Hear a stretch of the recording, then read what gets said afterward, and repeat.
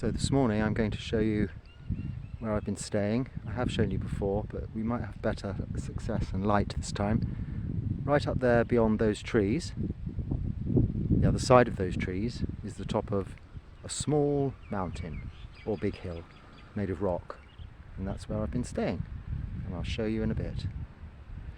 Through these fields, which are now cultivated, you can see there's some civilization at the bottom here.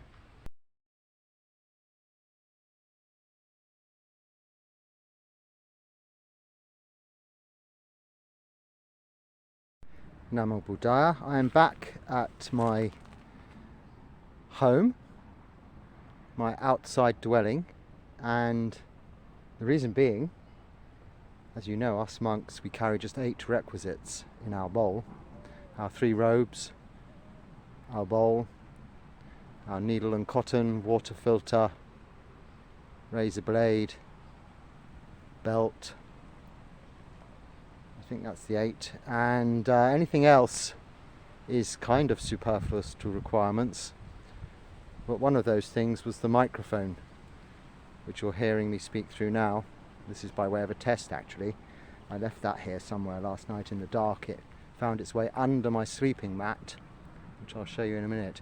This, what I'm showing you here, if you can see through this little hole, there's a hole there and a hole there, is at the back of where I sleep.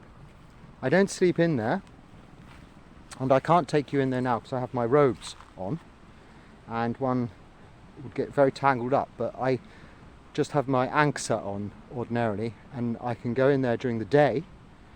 Very nice, shady, coppiced woodland. That means it's been trained, cultivated a little. Leads through to the cashew nut grove, which isn't a nut, it's a legume. It grows off the bottom of a large fruit, a very tasty fruit in fact. That's where that leads to.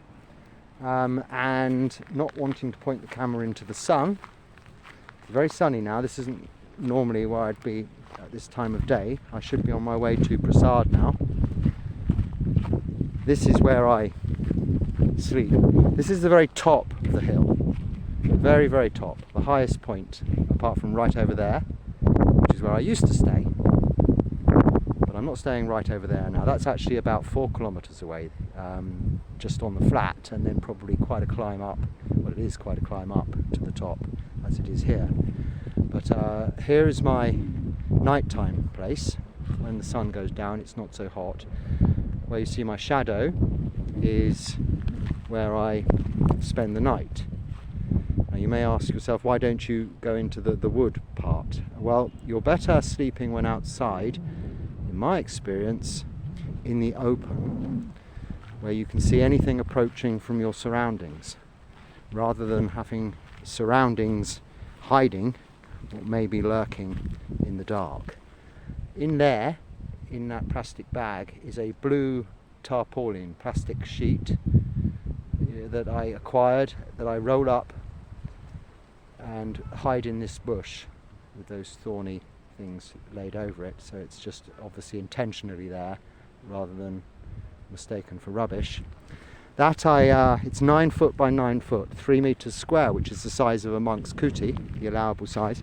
It is in half, measures 4.5 feet by 9 feet, and I lay it on the ground here and just lay on top. If it was to rain, as it used to when I was last outside, I can use it like an envelope and sleep between the 2 folded sides, and it does keep you quite dry-ish until the morning when you move and then the water comes in, so you try not to move. We only sleep from 10 p.m. to 2 a.m. usually. This is the second watch of the night. This is time for sleeping, 4 hours. From 2 a.m. to 6 a.m. is our meditation time, and then we go on alms round. And likewise 6 a.m. to 6, 7, 8, 9, 10, yes, to 10 p.m. in the evening is our meditation time after sunset. So after sunset, our meditation time 4 hours. Before sunrise, our meditation time for 4 hours. That must be getting boring, that view for you. I'm going to now return down from whence I came. I've already left this morning. I do come up here again after I've had a coffee usually to lay this tarpaulin out on the ground in the sun to dry, because at the moment it's still very damp in the mornings. This won't continue into the hot season. Currently it gets quite wet and I have to let this dry, and my robes also are quite wet because they are my robes. My upper robe is my sleeping bag, if you like. It too is about 3 meters by 2 meters, something like that, and it folds like an envelope, folded over at the bottom double for my feet so they don't poke out the bottom and get bitten by mosquitoes, and the top is long enough to fold over your head so you're completely encased in a cocoon-like sleeping bag, free from mosquitoes. I wasn't planning to make this, I was just testing the microphone and I've started speaking, so I will continue in the vain hopes that this microphone, after a night under a wet tarpaulin being squashed by me laying on it, is still operational.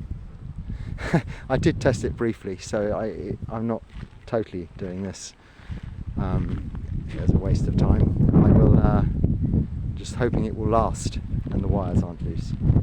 So now I'm going to switch view a second. I mean, you may be able to see I'm possibly looking a little hot. I can't see the picture because the sun is shining down here now. It's only 10:30, something like this, in the morning, and already very hot up here. But in the little glade I showed you, I've just been in there without this robe. I can't get through the little hole in this. I have to roll this up and go in there and then put it back on again. So that with the camera also is a bit tricky to do, so I'll show you that another time. I'll make my next video from in there. It's shady enough to make the videos in the day in there. This is what I've been trying out up here. There is also, amazingly enough, internet up here, of sorts. I don't know whether you can see, but right over there in the distance is a mast thing, you know, for the mobile phone signals coming out of those coconut trees. I think that's what they might be, palms anyway. And I think more of them on these mountain tops, so you can get some kind of 3G, 4G signals. Enough anyway, not at all though so much down in the valley. So in the middle of the picture there's a small bush. At the very top I'm about halfway down the first stage of the hill. I've come a shortcut, which I'll explain later. Yes, a shortcut because there was a gentleman using the facilities, let's say. Some places you'll find in India, in the lesser known dark corners of the countryside, become public amenities. So you have to be careful where you tread and especially sit.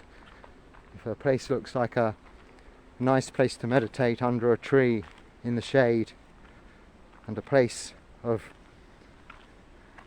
supreme natural beauty where one can attain enlightenment under the shade of the auspicious tree, you have to remember it could be where someone has just recently attained liberation, freedom from a rather uncomfortable situation that needed relieving. And be careful where you sit. So all is not beautiful, all is not sundar, and sometimes one has to look ahead, as I did just then, into the distance and see a glimmer of clothing in the bushes and think, I'll take the alternative route. Now, rather than wait, because I'm running late for my meal time, I took the shortcut. And that was something I was thinking about, going up this mountain. It's a hill really, but it's made of rock and it's high. It's the highest point in this area. I'll turn the camera around whilst I speak. So I've come from that way, way beyond those bushes, sky up there is where I come down. I was taking about 10 minutes coming straight down the side of the hill, which was what I was going to speak about. In the Tibetan tradition, they refer to this path of practice in this analogy of you can take the harsh route of sleeping in ice caves and lots of ascetic practices and go straight route to the peak of a mountain, let's say, straight up. That's the quick way.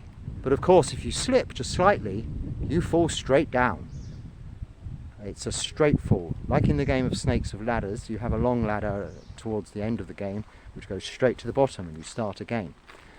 And the Buddha didn't recommend ascetic practices other than the 13 DHUTANGA practices, which I want to talk about also. Those, in this day and age, do seem like harsh ascetic practices. I don't know whether you saw that snake just disappear then. I didn't see it, but I heard it. They will hear you coming, treading in the leaves, so that's not a problem. There it goes. And it doesn't want to be near me, more than I'm not that keen on it being too near me. Because if it's a cobra, I'm not sure what you do here if you get bitten by a cobra, but it's not going to be an easy day. For sure. So right up there, if you were to be able to climb, you can climb up through there, not if you're not in these robes, I'm sure. But you'd end up at my little glade behind where I sleep. And down this path, this is now a path. Well, it's kind of a path. It's also where the water runs in the monsoon time, which is what's made the path. But it's used for these villagers that are working in the farms. If they get caught short, they are coming up to this lower level of the base of the hill here. And back to what I was saying, the Buddha recommended just 13, or allowed just 13 DHUTANGA practices, so the more harsh ascetic practices, like meditating all night sitting up and never laying down, or having just one meal and only eating from your alms bowl, and various 13. I will go through them because they're interesting.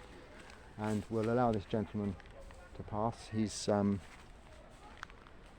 about his ordinary day, and I like to be invisible. When I say invisible, not doing exactly what I'm doing now, which is why I don't do it often. And at this time of day, you're going to bump into people anywhere you go, in probably most countries with the population as it is. This is southern India. I'm not in the northern parts where there are more expansive areas where you would see nobody. This is between Goa to the north and Kerala to the south, the state of Karnataka. So back to this practice, the Tibetan idea is, yes, you could take this straight ascetic path straight to the top for fast enlightenment, or the more recommended, and for lay people especially, you take a zigzag. You go one way, sort of almost horizontally, a gentle slope to one direction, say west to east, and then east to west, west to east, east to west, slowly, gradually arising up the hill, which is kind of what this path is doing that I'm walking along now. And I'm hoping by the time I get to the bottom of this hill, which is not long, I hadn't spoken for too long, I wanted to show you where I'm staying now. And also, I haven't made a video talk on the Dharma just recently because I've been settling and establishing this place to stay. Tomorrow is the day before Uposatha, when I have my duties of head shaving, nail clipping, robe washing, dyeing, all of this stuff that monks do the day before Uposatha, before I travel tomorrow night to Bangalore again. Yes, another 15 days has passed already. How quickly time goes, the Buddha said. How time marches relentlessly by. How are you spending your days? So hopefully, fruitfully, in meditation. But I will say this last couple of days has been actually establishing this place as a more permanent place to spend the nights and most of the days. As well as the shade of the day, well, the shade that one needs in the day, you need the solitude at night, and finding that down in the village was becoming a little bit difficult. It's been great up to now, but because of the season, the Christmas season coming, there are some tourists arriving, a lot of tourists in the town nearby, and some of the places where I would normally go are now busier. I've been here for the last couple of years during the pandemic, so I'm not used to many people, and up until recently there were just very few foreigners indeed, but now there are a lot of foreigners. So it's nothing wrong with that. They're very lovely to see, and they keep these local people happy, I think. They're building new roads and hotels, sadly, and it will change. Just the other side of this hill, in fact, there is a big road coming through in the next couple of years, I understand. And I've seen the evidence of straight lines being cut in the ground beyond there. And that is the nature of change, anicca. We cannot rely on anything as being sure. And a monk's life is such that we don't stay in one place for long. We keep moving because we don't want to become attached. Or let's say this helps to avoid attachment or practice the non-attachment view. And it also keeps us mindfully aware of our surroundings and the time, the moment we are in. I'm now entering civilization. I have a cow gate, so a gate that wouldn't allow a cow to get through, but they manage it somehow, often. And that's the other way.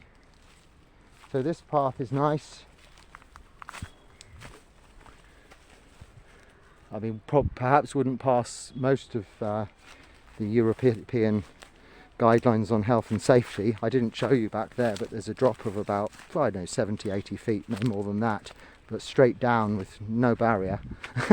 It's literally the path width of 2 feet maximum, 1.5 feet that you can walk on. This rock is the base of this beautiful little mountain where I live for now. And you see now some bricks here stored, I don't know, and some stone wall, getting more and more civilized as we descend. See the rocks over there, that's on top of which this is underneath me. It's underneath us all. We don't think of what's beneath us, but when we stand, think your feet are firmly on the ground and feel the solidity of the earth element, which isn't just this loamy, beautiful, brown, fertile soil earth. No, it's solidity. It's this rock. And we too are made of this, partly, along with water, the liquid element, and gaseous, gas, air, not space, that's something else, that's the fifth element. Air, wind, helps keep things moving, flowing, and fire, temperature, heat and cool.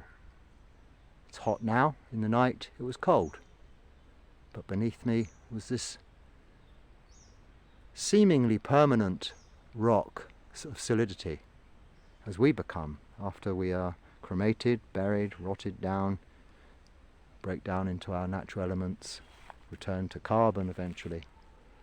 Whatever, even this is not permanent. One day this universe will not be here, another universe may replace it. But these are not questions to be answered in this lifetime or expected to be known.